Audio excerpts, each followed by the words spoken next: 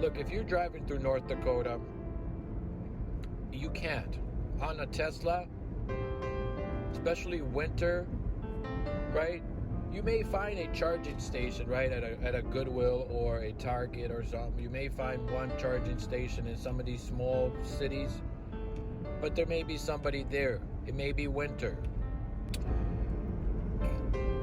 Excuse me. A Tesla versus a Prius, straight up. Before I make this video, I want to show you this little piece of paper right there. You see that little piece of paper? Right. That piece of paper been there for about 2 weeks, right? And that piece of paper is now almost blank, completely blank. Why? Well, because of the sun and air and toxins. And guess what? You're breathing in all the toxins in your vehicle. So all the plastic in your vehicle, right? The more plastic you have, the more toxins and poisons. See, your car is breathing just like you. I remember driving through back roads of Minnesota like this, and I remember seeing a Tesla standing on the side of the road about 3 miles away from a gas station. And I was like, dang. I drove across the country on this Prius from Minnesota to Florida on $80. Okay, it cost me $80 to drive this car. Okay, it will literally take you, if you're not a professional, it will take you 3, 4, even 5 days to drive on your Tesla across the country. First off, these Priuses are amazing. Now, I prefer driving a Tesla, but these Priuses are amazing. They consume literally no gas compared to regular vehicles.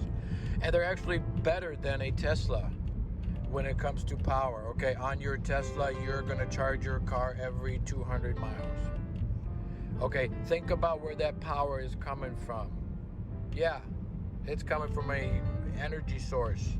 It's consuming a lot of energy. I'm literally, when you plug the bill, your bill is gonna skyrocket. That's why people buy them and they get rid of them, or they never drive them. Especially winter here in Minnesota, you hardly see a Tesla in winter. They're heavy. They have 3,000 pounds of battery on them, lithium chemical toxins. You're sitting on 3,000 pounds of lithium battery. And then when you think about where that battery comes from, yeah, Africa, third world country, kids digging for minerals. No any kind of child labor laws in Africa, okay?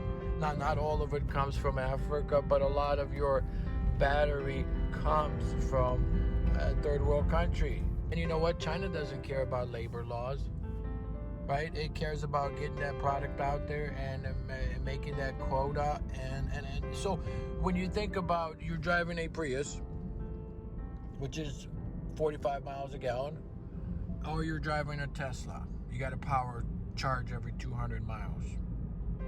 It consumes massive amounts of energy. You're sitting on 3,000 pounds, and you're literally driving a remote control car sitting on a bunch of batteries.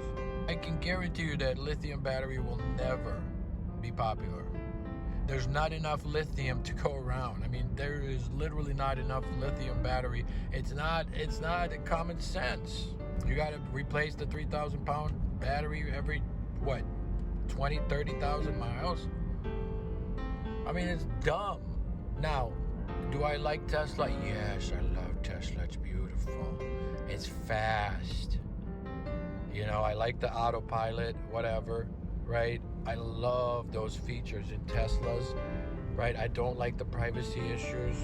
You know, it's connected, it's taking your picture, it's taking a video of you, it's connected to a satellite someplace, right? But I do love Tesla, and I would really prefer a Tesla over this thing. But I prefer this thing in reality when I got to drive every single day, and I live in the middle of nowhere over here. All right, you see this? I live in the middle of nowhere. I can go 200, 300 miles in a day easy. Okay, especially winter. You can get stuck in the snow. You're stuck in traffic in Minnesota. You know, the suburbs of Minnesota, you can be driving 100 miles one way, easy for work. And think about it. You forget to power your vehicle. You charge your vehicle. You got to charge it every day. Every day I got to plug it in and charge it. You think that battery is going to last you a year? just no. These cars are not commuter-friendly car. These Teslas, they're nice to show off, nice toys, but they're not reliable. They're not common sense. Priuses are. Anyway, remember, people, you in your vehicle, this is all plastic.